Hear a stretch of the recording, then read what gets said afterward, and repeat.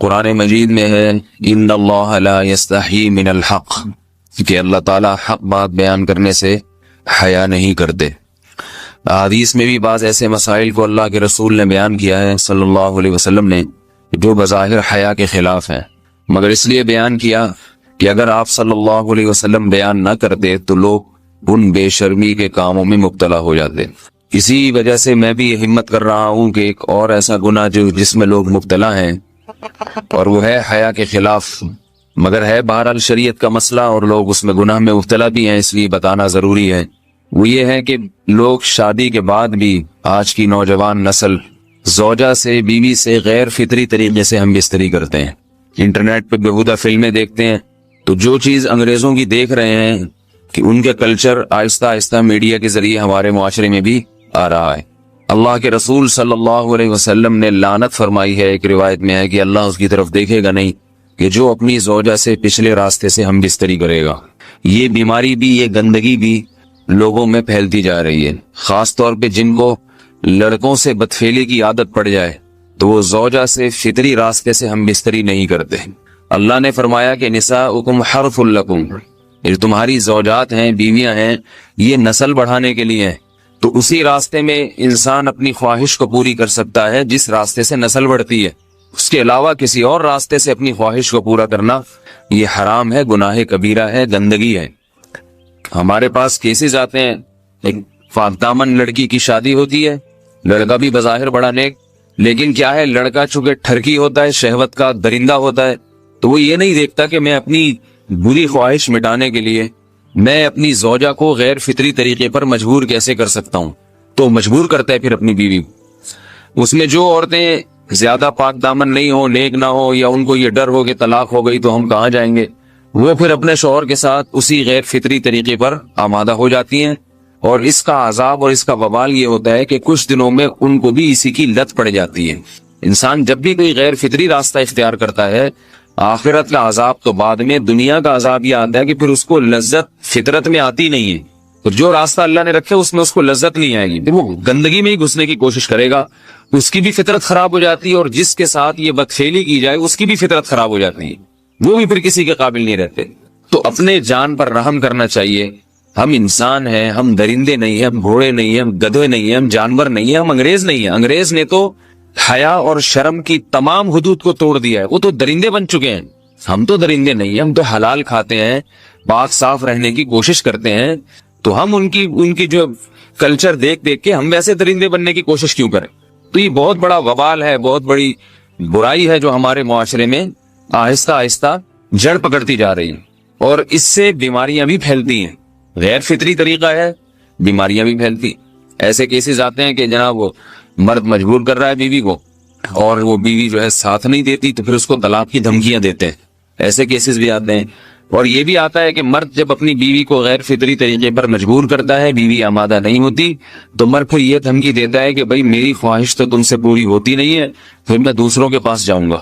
تو یاد رکھیں، جس عورت کا شوہر یہ دھمکی دے اس کو کہ میں زنا کروں گا اگر تم نے میری خواہش پوری نہیں کی غیر فطری طریقے سے، تو عورت اپنے شوہر سے کہہ دے کہ جاؤ تم کہیں اور جا کے منہ کالا کرو، تمہاری فطرت میں گندگی ہے تو یہ مجھے گندا بنانے کی کوشش نہ کرو، اس کو زنا کرنے دیں، وہ اللہ آخرت میں اس سے بھگتے گا۔ ہر بیماری کا اللہ نے علاج رکھا ہے۔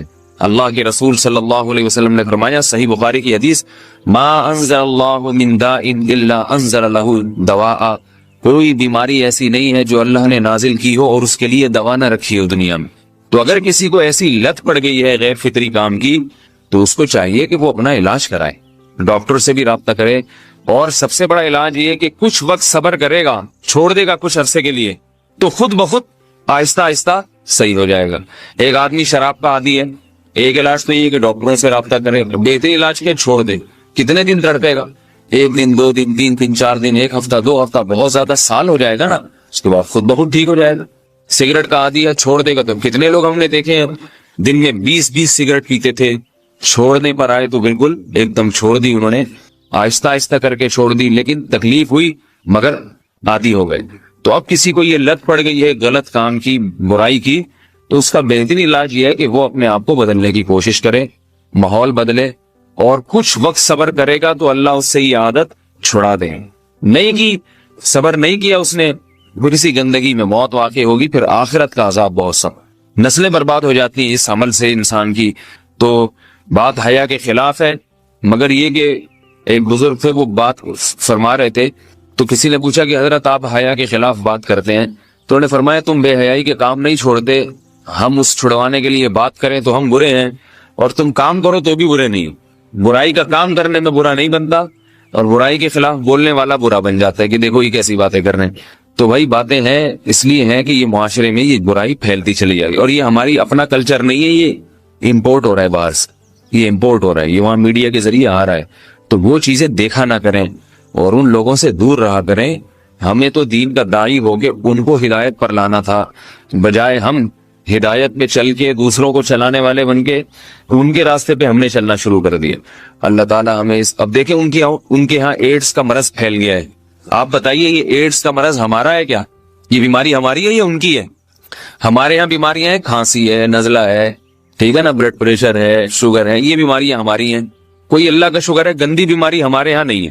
جتنی گندگیاں ہیں وہاں سے آ رہی ہیں، ایڈز کا مرض وہاں سے امپورٹ ہوا ہے۔ وہ ایڈز کا مرض اسی بدفعلی کی وجہ سے پیدا ہوتا ہے، اسی سے جراثیم پیدا ہوتے ہیں، اور اتنا خطرناک مرض کے ایسے متعدی ایسے پھیلتا ہے۔ افغانستان میں ایڈز کا ریشو 0 تھا، 0۔ وہ جانتے نہیں تھے کہ ایڈز کا مرض ہوتا کیا ہے۔ جب سے امریکن آرمی، برطانیہ آرمی افغانستان میں آئی ہے، فوجی آئے ہیں، افغانوں میں ایڈز کا مرض پھیل گیا ہے، انہوں نے وہاں بدفعلیاں شروع کر دی ہیں۔ تو وہ تو حالانکہ ان کے لیے زنا کتنا سستا ہے، کتنا سستا ہے نا ان کے لیے زنا، پھر بھی وہ لڑکوں کی طرف مائل ہوتے ہیں۔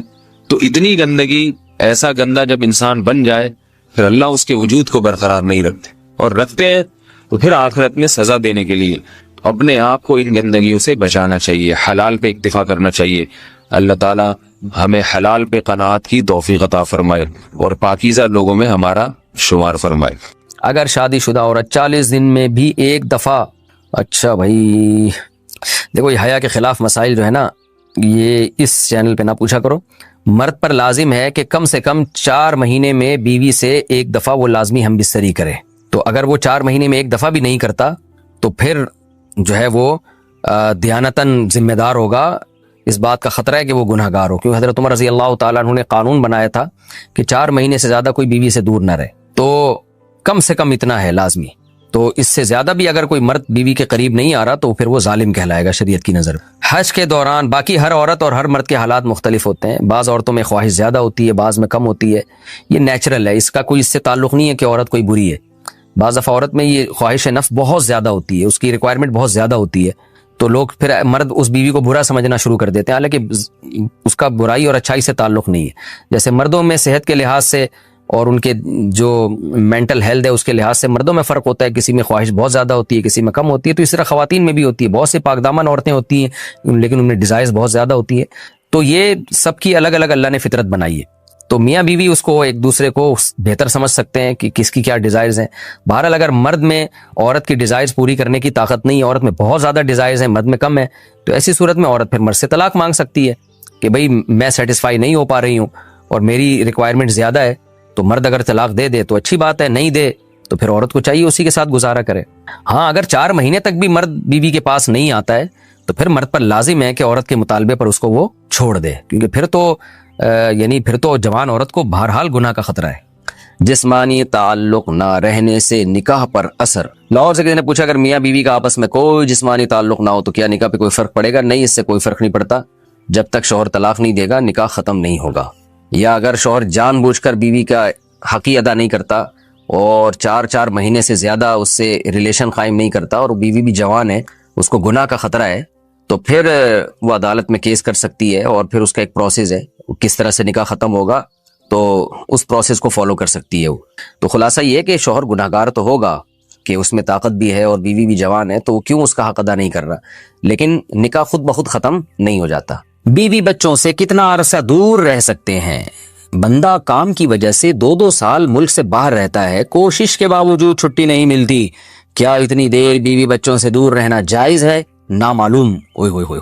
بھائی دیکھیں، ایک تو ہے حضرت عمر رضی اللہ تعالیٰ عنہ کا مشہور واقعہ ہے کہ آپ نے کچھ خواتین سے پوچھا تھا کہ عورت کتنا صبر کر سکتی ہے مرد کے بغیر، تو بعض صحابیات نے بتایا کہ 4 مہینے. تو حضرت عمر نے قانون بنایا کہ جو مجاہدین محاذ جنگ پہ لڑ رہے ہیں 4 مہینے سے زیادہ دور اپنی بیویوں سے نہیں رہ سکتے. تو اس اصول کا تقاضا یہ ہے کہ وہ زمانہ بھی پاک دامنی کا زمانہ تھا، نیک لوگ تھے، تو اصول یہی ہے کہ 4 مہینے انتہا ہے عورت کے صبر کی.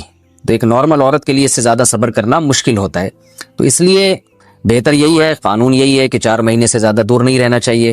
اور قرآن نے بھی یہ حکم دیا ہے کہ اگر کوئی قسم اٹھا لے کہ بیوی کے پاس نہیں جائے گا، قسم اٹھا لے، ایسا ہی نہیں بلکہ قسم اٹھا کے، تو پھر 4 مہینے میں طلاق واقع ہو جاتی ہے. بعض فقہا کے نزدیک عورت کو طلاق کا اختیار ہو جاتا ہے عدالت کے ذریعے، بعض کے نزدیک ہو جاتی ہے طلاق.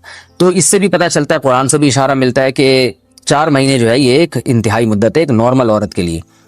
تو اس زمانے میں تو اس کی اہمیت اور زیادہ بڑھ گئی ہے. وجہ اس کی ہے کہ بے حیائی، موبائل، انٹرنیٹ پر بیہودہ چیزیں، یہ سب چیزیں انسان کی شہوت کو بڑھاتی ہیں، مرد کی بھی اور عورت کی بھی.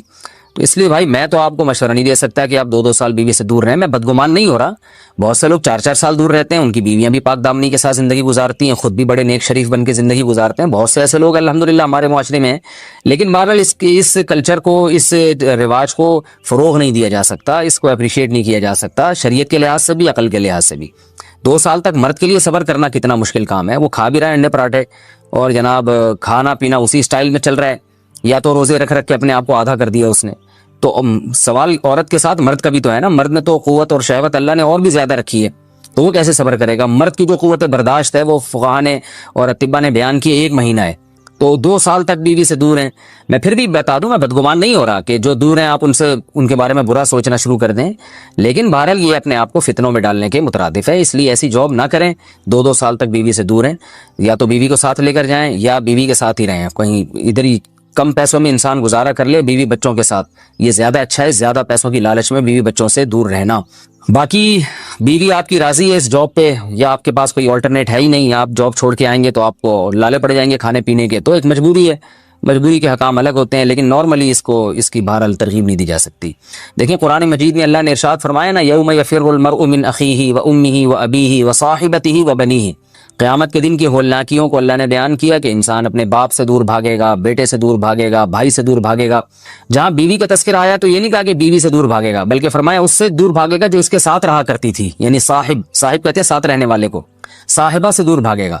تو اس سے پتہ چلتا ہے کہ قرآن میں اللہ نے بیوی کو جو ڈیفائن کیا ہے نا، اس کی جو صفت بیان کی ہے وہ یہ کہ جو آپ کے ساتھ رہتی ہے. تو جب شادی ہو گئی تو سمجھو بیوی پھلترو کی طرح چپک گئی ہے آپ کے ساتھ، جہاں جاؤ گے آپ کے ساتھ جائے گی. تو قرآن سے بھی اشارہ ملتا ہے کہ بیوی سے ساتھ رہنے کی چیز ہے. اب آپ 2-2 سال، پھر ایک دفعہ تھوڑی ہوتا ہے کہ 2 سال کے لیے چلے گا 2 سال بعد واپس آئے. جو باہر جاب کرتے ہیں وہ تو پھر آئے 1 مہینے بعد پھر 2 سال کے لیے چلے گا، ان کی تو ساری جوانی باہر ہی گزر جاتی ہے. تو اس لیے مجھے یہ بہرحال سمجھ میں نہیں آتا ہے، شریعت کی روح سے یہ پسندیدہ کام نہیں ہے. بہت سخت مجبوری ہے تو ایک الگ بات ہے، لیکن اچھا کام نہیں ہے. غربت میں انسان بیوی بچوں کے ساتھ گزارا کر لے، یہ زیادہ بہتر ہے اس دولت سے جس میں انسان بیوی بچوں سے ہی دور ہو. کیا کرنا ہے ایسی دولت کا کہ آپ اپنے بیوی بچوں سے گھر بار سے دور ہیں؟ انسان جو شریف آدمی، عزت دار آدمی ہے، اس کو تو گھر میں سکون ملتا ہے بھائی. عورت کا شوہر کے بغیر سسرال میں رہنا. اگر شوہر کام کے لیے گھر سے دور ہو، بیوی سسرال میں شوہر کے بغیر رہتی ہو، پردے کا کوئی لحاظ نہیں ہے، اس صورت میں بیوی کے لیے کیا حکم ہے؟ شوہر کے ساتھ رہے یا سسرال میں؟ اگر شوہر ساتھ نہیں رکھتا بلکہ اپنے گھر والوں کے ساتھ رہنے پر مجبور کرے تو بیوی کیا کرے؟ طارق صاحب اسلام آباد سے. دیکھیں شوہر اگر جاب کے لیے گیا ہے 8-8 مہینے 1-1 سال بعد گھر آتا ہے، تو اصل مسئلہ تو یہ ہے کہ جہاں شوہر رہے گا بیوی وہیں رہے گی. شوہر کو چاہیے کہیں بھی گیا ہے اتنے لمبے سفر کے لیے تو بیوی کو ساتھ لے کے جائے. اس پر میں کئی بار دلائل دے چکا ہوں، قرآن سے بھی حدیث سے بھی، ان دلائل کو میں ریپیٹ نہیں کروں گا. اس میں شوہر کو بھی فائدہ ہے، بیوی کا بھی فائدہ ہے. گناہ سے دونوں بچیں گے، فتنے کا اندیشہ کم ہوگا. اتنے عرصے اس دور میں بیوی سے دور رہنے میں انسان میں خطرہ ہوتا ہے کہ گناہ میں مبتلا نہ ہو جائے. اور پھر بیوی کے ساتھ ایک نوعیت کی ظلم اور زیادتی بھی ہے کہ آپ 8-8 9-9 مہینے اس کو چھوڑ کے چلے جاتے ہیں، تو یہ یعنی اس کی بیچاری کی بھی تو جوانی ساری برباد ہو جاتی ہے، پوری شوہر کے بغیر جوانی گزرتی ہے. تو اس لیے اصل حکم تو یہی ہے، شوہر جہاں رہے گا بیوی اس کے ساتھ رہے گی. لیکن بعض غریب لوگ ہوتے ہیں، ان کے پاس وسائل نہیں ہوتے، سعودی عرب میں مزدوری کی جاب کر رہا ہے، وہ بیوی کو ساتھ رکھ نہیں سکتا. اگر رکھے گا تو خرچے اتنے بڑھ جائیں گے کہ وہ کمائے گا کیا پھر. بعض لوگ مجبور ہوتے ہیں، دبئی میں رہ رہے ہیں، کہہ رہے فلیٹوں کا کرایہ اتنا ہے، بیوی کو یہاں رکھا تو بھائی ہم بچے گا ہی کچھ نہیں ہمارے لیے. تو ایسی شدید مجبوری میں پھر میاں بیوی کمپرومائز کر سکتے ہیں، بھائی میں مجبور ہوں، کمانے کے لیے جا رہا ہوں، تمہیں بھی پتا ہے میں اگر یہاں رہوں گا تو وہی کھانے کے لالے پڑیں گے، تم ہی مجھے تنگ کرو گی پھر. تو ایسی صورت میں پھر بیوی سسرال میں رہے یا میکے میں رہے. तो उसूल तो ये है कि जहां शौहर चाहता है वहां रहे, उसूली बात तो ये है, क्योंकि जब रुखसत होके आ गई है वो ससुराल की अमानत है ना। हर आदमी चाहता है कि भाई मेरी बीवी मेरे वालिदैन के साथ रहे, यही हमारा कल्चर है और शरीयत में इसके नाजायज होने की कोई दलील भी नहीं है। और मियाँ बीवी के बहुत से मामलात उर्फ मुतय्यन करता है, तो हमारे उर्फ में यही होता है कि बीवी फिर ससुराल में रहती है, रुखसत होके आ गई है वो। तो इसमें असल हुक्म तो यही है कि शौहर जहां चाह रहा है वहां रहे। अगर शौहर चाह रहा है कि मेरे माँ बाप के साथ रहो, तो फिर औरत को जायज चीजों में शौहर की इताअत उस पर लाजिम है, उसको चाहिए कि वो शौहर के वहां रहे जहां उसके माँ बाप है। लेकिन अगर वाकई ससुराल में उस पर जुल्म हो रहा है, बहुत ज्यादा बेपर्दगी हो रही है एहतियात के बावजूद, या खुदा न ख्वास्ता जवान देवर है, खतरा है खुदा न ख्वास्ता। आमतौर पर हमारे मुआशरे में ऐसा खतरा होता नहीं है, खैर अल्हम्दुलिल्लाह गालिब है, लेकिन बाज दफा खतरा भी होता है। देवर जवान है, खतरा है, ज्वाइंट फैमिली है, तो फिर औरत ससुराल में नहीं रहेगी, फिर वो शौहर की गैर मौजूदगी में अपने वालिदैन के घर रहेगी।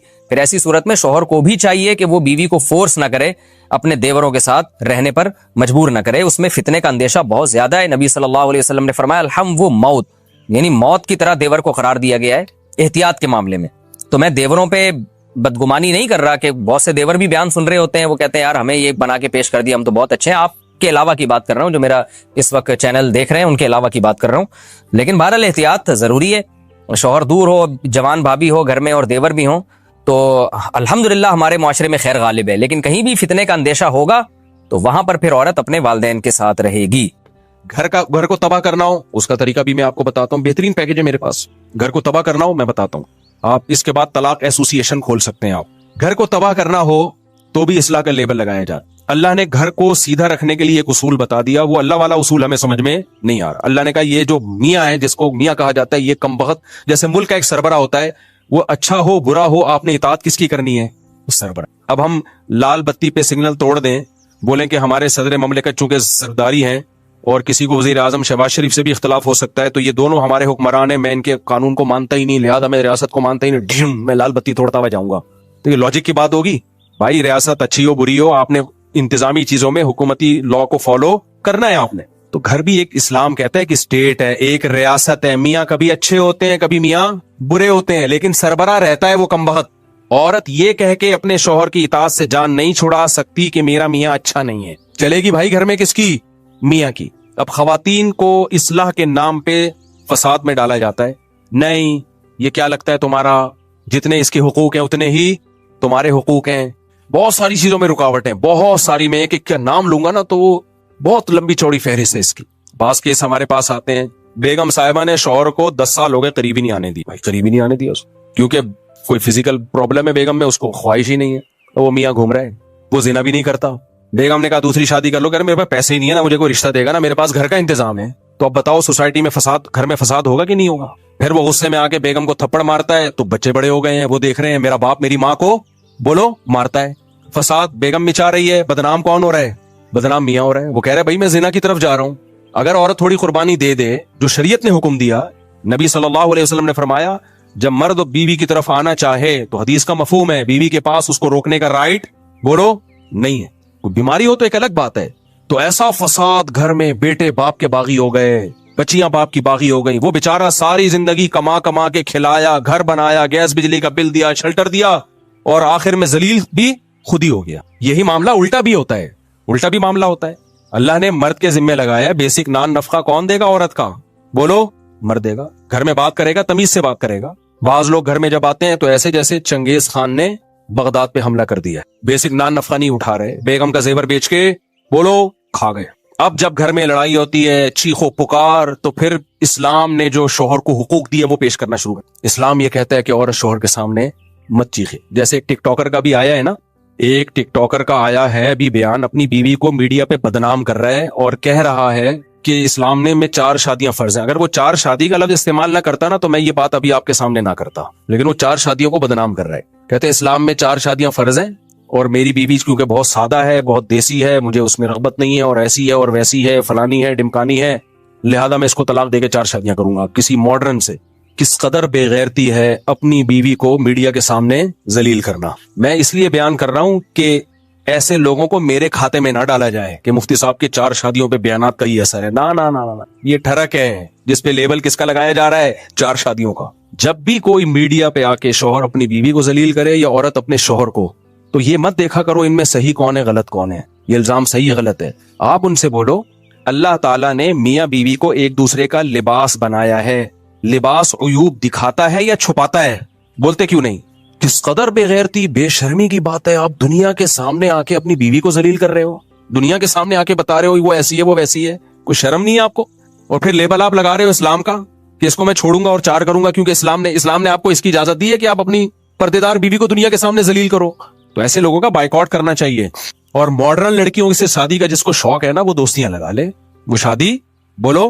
اسلام جب 4 کی آپ کو ترغیب دیتا ہے تو اسلام میں ترغیب ماڈرن اور بے پردہ لڑکیوں سے شادی کی ہے یا پردے دار سے شادی کی ہے, حیادار سے شادی کی؟ اچھا, جس چیز کو وہ برائی کے طور پر پیش کر رہے ہیں نا میری بیوی میں یہ برائی, وہ اصل میں اچھائی ہے. وہ کیا ہے؟ عورت کا سادہ ہونا تو اچھائی ہے. تو وہ سورہ نور کی آیتیں اب سمجھ میں آئی ہمیں. الطیبات للطیبین والطیبون للطیبات. اللہ کہتے ہیں پاکیزہ مرد پاکیزہ عورتوں کے لیے اور پاکیزہ عورتیں پاکیزہ مردوں کے لیے. والخبیثات للخبیثین والخبیثون للخبیثات. ناپاک مرد ناپاک عورتوں کے لیے اور ناپاک عورتیں ناپاک مردوں کے لیے. بالکل بہترین بات ہو گئی. جس کو سورہ نور کی آیتوں کا مطلب سمجھ میں نہ آتا ہو نا تو اس ٹک ٹاکر کو دیکھ لے, سمجھ میں آ جائے گا. تو میں ایسا کر رہا تھا کہ بعض دفعہ مرد اپنی بیسک ذمہ داری پوری نہیں کر رہا, پھر جب عورت چیختی ہے چلاتی ہے تو پھر اس کو اسلام کیا کہتا ہے؟ بیوی شوہر کی اطاعت کرے. اگر سردے کا حکم ہوتا تو بیوی کو حکم دیا جاتا. اس سے گھر میں فساد پیدا ہوتا ہے. بھائی بات کچھ اور ہے, آپ اس پہ لیبل کچھ اور لگا رہے ہو. تو خوب سمجھ لو اس پوری بات کا حاصل کیا نکلا کہ اپنی ذمہ داریوں کو نہ پہچاننا اور پھر ان ذمہ داریوں کو ادا نہ کرنا, یہ فساد کا سب سے بڑا سبب ہے. سمجھتے ہو کہ نہیں سمجھتے؟ آپ کو پتا ہونا چاہیے میری ذمہ داریاں. آج کل لوگوں کو پتہ ہی نہیں میری ذمہ داریاں کیا ہیں, میری ذمہ داریاں کیا ہیں. جب آپ کو اپنی ذمہ داری ہی کا نہیں پتا تو آپ کو کیسے پتا چلے گا صحیح کون ہے غلط کون ہے؟ دیکھو ایک میں مثال دیتا ہوں. ایک بندہ آیا آپ کے پاس اور کہنے لگا 1 لاکھ روپے آپ مجھے دے دو. آپ اس کو منع کر دو گے تو کیا یہ ظلم کہلائے گا؟ نہیں کہلائے گا, کیونکہ آپ کو پتا ہے میں کوئی ذمہ دار تھوڑی ہوں اس کو 1 لاکھ روپے دینے کا. لیکن اس نے کوئی پرانی فائل نکالی اور اس نے کہا کہ آپ نے فلاں چیز مجھ سے خریدی تھی اور پیسہ دینے آپ بھول گئے تھے, تو یہ دیکھو اس کا ثبوت ہے, اور اس نے ثابت کر دیا کہ آپ کے ذمہ 1 لاکھ ہیں. اب 1 لاکھ روپے نہ دینا ظلم ہے یا نہیں ہے؟ تو نالج میں آ گیا آپ کے کہ بھائی یہ میری رسپانسبلٹی ہے, یہ میری ذمہ داری ہے, یہ تاوان ہے میرے اوپر. تو گھر میں جب کسی کو پتا ہی نہ ہو کہ میری حدود کتنی ہے, میری ذمہ داری, مجھ پر جو لائبلٹیز ہیں وہ کیا ہیں اور سامنے والی پر کیا ذمہ داری ہے, تو اس ذمہ داریوں کے تعین کے بغیر کسی گھر میں کبھی سکون آ سکتا ہے؟ بولو نہیں. اور لبرل لوگوں کے ہاں سب سے بڑا مسئلہ یہی ہے, ان کمبختوں کو بیچاروں کو پتہ ہی نہیں ہوتا کہ میری ذمہ داری کیا ہے اور میری وائف کی ذمہ داری کیا ہے. کیونکہ یہ آدھے مسلمان سوسائٹی کو لے کے چل رہے ہوتے ہیں, آدھے گوروں کو لے کے چل رہے ہوتے ہیں, نہ ادھر کے نہ ادھر کے. ان کے ہاں عورت کو آزادی وہ چاہیے جو انگریزوں کی عورتوں کو ہوتی ہے, لیکن خرچہ پورا شوہر سے چاہیے. سمجھ رہے ہیں کہ نہیں سمجھ رہے؟ حالانکہ ان کے ہاں عورت مکمل آزاد ہوتی ہے لیکن گرل فرینڈ کی طرح اپنے شوہر کے ساتھ رہتی ہے. وہ اس کو وسیم صاحب سے بھی, استغفر اللہ والے وسیم نہیں, انگریزوں کے جو مائیکل ہیں ان سے بھی اس کو ریلیشن کی اجازت ہے. اور ادھر تو شوہر ہے اس پہ وہ بھی آزاد ہوتا ہے ذمہ داریوں سے, کسی قسم کی بیوی پہ بھی پابندیاں نہیں لگا سکتا. تو اتنا آزاد ہے کہ وہ بیوی پہ پابندی نہیں لگا سکتا, لیکن بیوی اس کی رسپانسبلٹی بھی نہیں ہوتی. سمجھ رہے ہو؟ اس کے ذمہ نہیں ہے بیگم کو اپنے خرچے پہ چائے بھی پلائے, وہ بیمار ہو جائے تو اس کا علاج کرے, یہ اس کے ذمہ نہیں ہے. تو ہمارا جو سیکولر لبرل طبقہ ہے اس میں عورت کو آزادی چاہیے انگریز عورتوں والی, خرچہ چاہیے مسلمانوں والا, اسلام والا شوہر سے. اور ان لبرل مردوں کو بیوی کو باؤنڈ کرنا ہے اس طریقے سے جیسے اسلام نے بیوی کو باؤنڈ کیا ہے, شوہر کی اطاعت کرے. لیکن بیوی کے حقوق سے آزاد ایسے ہونا ہے جیسے انگریز آزاد ہیں. بنے کیوں کر جو ہو سب کار الٹا, ہم الٹے یار الٹا بات الٹی, ہم الٹے بات الٹی یار الٹا. مہتاب رائے ایک شاعر گزرا ہے, اس نے کہا میرے نام میں مہتاب میں ہم بھی الٹا تو مہ بن گیا, بات الٹی تو تاب بن گیا, رائے الٹی تو کیا بن گیا؟ یار بن گیا. تو ہم بھی الٹے, بات بھی الٹی, یار بھی الٹا. ہمارا نام میں تو ہر چیز ہی الٹی ہے, تو بنے کیوں کر جو ہو سب کام الٹا. نہیں آئی میرا خیال ہے بات. رنگی کو نارنگی کہیں, تند مال کو کھویا. چلتی کو گاڑی کہیں, آگے شاعر کا نام میں بھول گیا, دیکھ کے شاعر رویا, شاعری لگا دیتا ہوں. رنگی کو نارنگی کہیں, جو اتنی کلرفل چیز ہوتی ہے نارنگی, اس کو کیا کہتے ہیں؟ جو رنگ والی ہوتی ہے اس کو نارنگی بولتے ہیں, یعنی رنگی نہیں ہے. اور تند مال, جو خوب دودھ کو پکا پکا کے اس کا جو مال نکالا جاتا ہے اس کو کہتے ہیں کھویا, یعنی کچھ بھی نہیں آیا اس میں. حالانکہ اسی اصل تو یہی تھا دودھ میں, اس کے بغیر دودھ نے سب کچھ کھو دیا, لیکن اس کو کھویا کہہ رہے ہوتے ہیں. اور جو چیز ہمیشہ چلتی ہے اس کو کہتے ہیں گاڑی, یعنی گاڑ دیا زمین میں اس کو. تو کہتے ہیں جب شاعر نے یہ سب کچھ دیکھا تو رویا کہ یار یہ مارکیٹ میں ہو کیا رہا ہے.